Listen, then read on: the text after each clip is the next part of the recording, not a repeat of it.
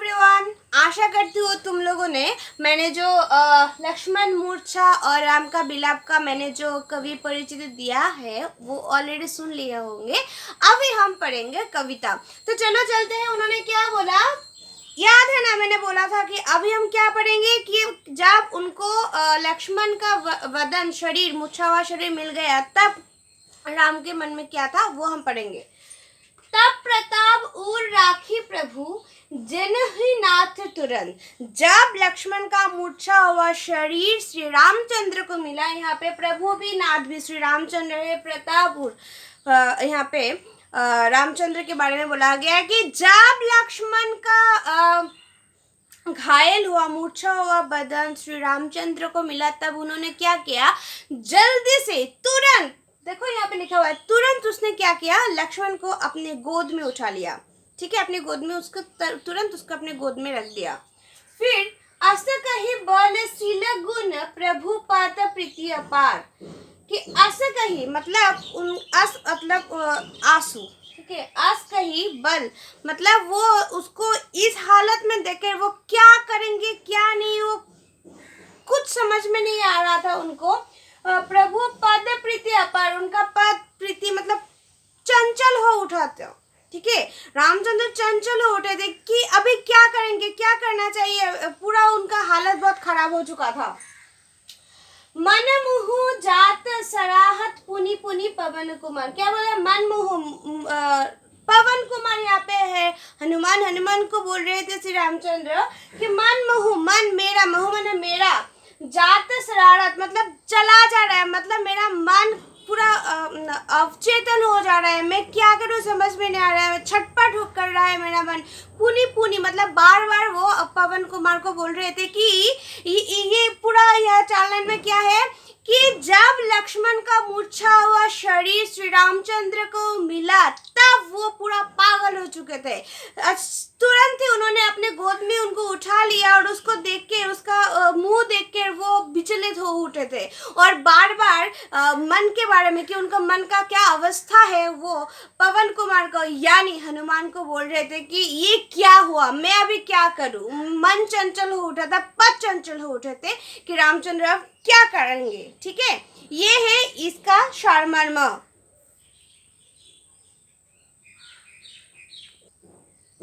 उसके बाद देखो नेक्स्ट क्या किया, वहां राम लक्ष्मण नहीं निहारी। वहां राम क्या है, लक्ष्मण मतलब लक्ष्मण को अच्छे से देख रहे थे। निहारी मतलब देखना, अच्छे से देख रहे थे। बोले बचन मनुज अनुसारी, और अपने बोल से बोल रहे थे। मनुज यहाँ पे मनुष्य अनुसारी मतलब एक मनुष्य दूसरे मनुष्य जब अवस्था उनका बेहाल होता है, जब किसी का अवस्था खराब होता है, जैसे कि एक मनुष्य दूसरे मनुष्य को बोलते हैं अरे उठो उठो क्या हुआ, अब क्या हुआ तुम्हें, क्या हुआ अब बोलो, कुछ तो बोलो कुछ तो बोलो। वैसे ही श्री रामचंद्र भी बोल रहे थे। अर्धरात्रि गई कपि नहीं आऊ। क्या बोला? अर्धरात्रि मतलब अर्धेक रात्रि चला गया, कभी नहीं आओ। कभी भी ऐसा नहीं हुआ कि आज रात्रि चला गया तुम ऐसे पड़े हुए हैं, ये कभी भी नहीं हुआ। राम उठाई अनुज उर लायक। राम क्या किया? अनुज, अनुज मतलब छोटा, मतलब यहाँ पे लक्ष्मण को क्या बोल रहे थे, अपने उर में मतलब अपनी गोद में उठाकर उसको बार बार उठाने की मतलब होश में लाने की कोशिश में जुट गए थे। सकहो ना दुखित देखी मोह काहू। सको ना कभी सुख देखा है ना कभी दुख देखा है तेरे कारण। ना मैंने सुख दुख की कभी अलग से मैंने परिभाषा किया है, कभी भी मैंने सुख के अलावा दुख को इतने कठिनाई से नहीं देखा। बधु सदा तब मृदुल स्वभाव। बधु यहाँ पे सीता के बारे में बोला है, सदा तब तुम्हारा मृदुल स्वभाव, तुम्हारा इतना अच्छा स्वभाव है, तुम इतना अच्छे से सबके साथ मिलते हो कि तुम अपने अपने भाभी से भी इतने अच्छे से मिलते हो, तो तुम्हारा ये हालत क्यों है। मम हित लागी तेजेहु पिता माता। मम हित मुझे खराब लग रहा है कि मैं क्या करूं। तुमने क्या किया था, मेरा और सीता का देखभाल करने के लिए तुमने अपना राजभोग छोड़ के यहाँ पे चले आए थे। अभी मैं माता पिता को जाके क्या बोलूंगी।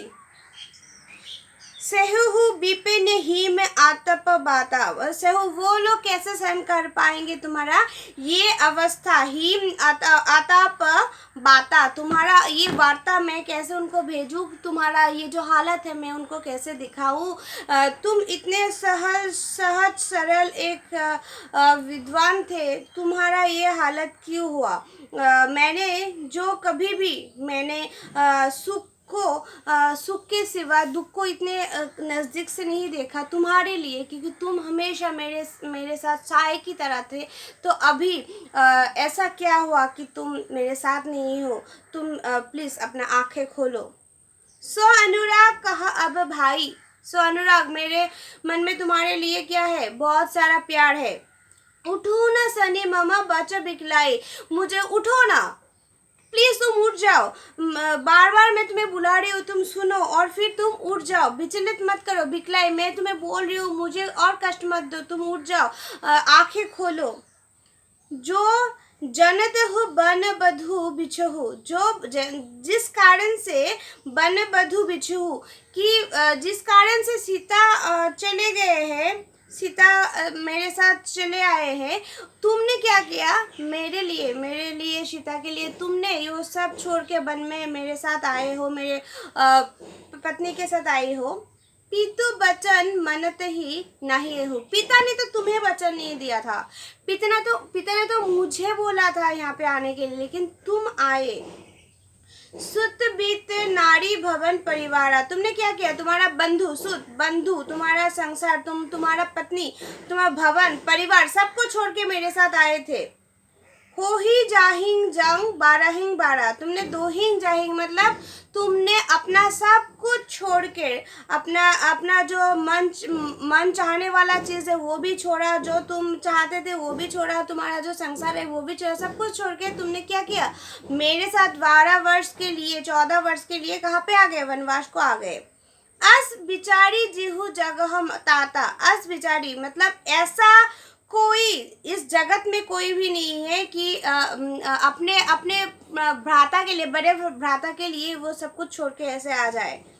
मिलहु ना जगत सहोदर भ्राता, ऐसा भ्राता कि अपने ही छोटा भाई किसी और भाई के लिए, किसी अपने के लिए, किसी भाई के लिए सब कुछ छोड़ के उसको सिर्फ सेवा करने के लिए वो चले, ऐसा भाई कभी भी किसी को नहीं मिला, मुझे मिला था। लक्ष्मण को बोल रहे थे राम, लेकिन लक्ष्मण मूर्छा थे। वो भाव कवि ने वर्णन की है, इतना अच्छे से वर्णन की है। देखो तुलसीदास, इसलिए मैंने बोला था तुलसीदास अपने आप में ही एक हिंदी साहित्य है।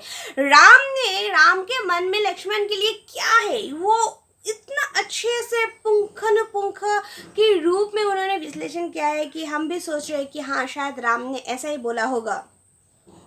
जथा पंख बिनु खग अति दीना, अभी वो क्या कर रहे हैं कि तुलना कर रहे हैं लक्ष्मण का जो मतलब लक्ष्मण का जो अवस्थान है राम के मन में वो कैसा है, वो एग्जाम्पल के थ्रू बोल रहे हैं कि जथा पंख बिना खग, जैसे कि पंख मतलब पाखा, ओके, पंख बिना खग पक्षी, जैसे कि पंख बिना जैसे कि पक्षी जैसा होता है, ओके। खग अति दीना मतलब दुर्बल, जैसे पंख बिना पक्षी दुर्बल होता है, क्योंकि पंख ना रहने से वो उड़ नहीं सकेगा, है ना। तो पंख के बिना पक्षी दुर्बल है, ओके, ये बोला है। फिर मणि बिनु फनी करिवर करहीना, मणि फनी मतलब सपेरा नहीं सॉरी सांप, है ना। सांप के जो माथे पे जो मणि होता है वो मणि ना होने से जैसे सांप एक बेजान सा, एक सहज सरल सा सांप में परिणत होता है, ठीक है। अस मम जीवन बधु बिन तोही, मेरा जीवन भी तुम्हारे सिवाय ऐसे ही दुर्बल है, ऐसे ही निर्मम है।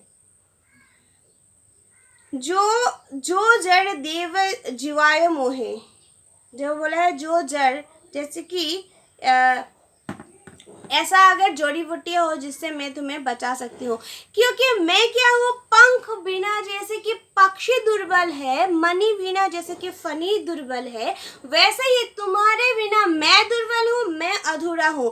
तो अगर ऐसा कुछ भी होता है कि मैं तुम्हें फिर से पाऊँ तो मेरा जीवन धन्य हो जाएगा। ठीक है, समझ में आया इतना तक?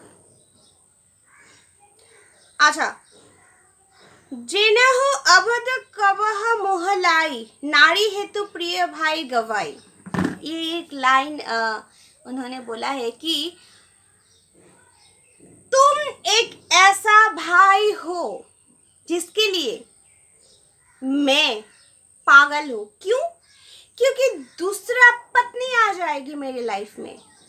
अगर पत्नी ना रहती, मतलब सीता नहीं रहती है, रावण उसको अपहरण करके ले गई है, अगर सीता नहीं रहती है मेरी लाइफ में तो मुझे गवारा नहीं, लेकिन तुम्हारे जैसा भाई अगर मेरे जीवन में नहीं रहेगा तो मेरा जीवन वृथा हो जाएगा। मेरे लिए तुम बहुत इम्पोर्टेंट हो, तुम मेरे पास आ जाओ, तुम उठ जाओ हे मेरे सहोदरा भाई। ठीक है, आज इतना तक, क्योंकि बहुत ज़्यादा बहुत बड़ा कविता है, उसको हम एक दिन में करने से तुम लोगों को ही प्रॉब्लम होगा, तो हम धीरे धीरे डे वाइज हम ये करेंगे। ओके, तो आज के लिए इतना तक। क्या क्या मैंने बोला कि जैसे कि एक नारी बिना एक मनुष्य, एक नारी नहीं होने से भी दूसरा नारी से उनका जीवन व्यतीत हो सकता है, जैसे कि पंख के सिवा पाखी का जीवन अधूरा है, मणि के सिवा फनी अधूरा है, वैसे ही लक्ष्मण के बिना राम का जीवन अधूरा है। राम ये भी बोला कि इस पृथ्वी में ऐसा कोई भी भाई नहीं है जो अपना सुख, अपना परिवार, अपना पत्नी, अपना राजबाट, अपना राजभोग सब कुछ छोड़ के सिर्फ मेरे सेवा करने के लिए, मेरे पत्नी की सेवा करने के लिए वो सब कुछ छोड़ के वनवास में आ गए थे बिना स्वार्थ से। ऐसा भाई जगत में कहीं नहीं है। ठीक है, तो आज इतने ही रहने दो। नेक्स्ट टाइम नेक्स्ट क्लास में हम उसके नेक्स्ट पेरा में जाएंगे। Okay, then bye bye.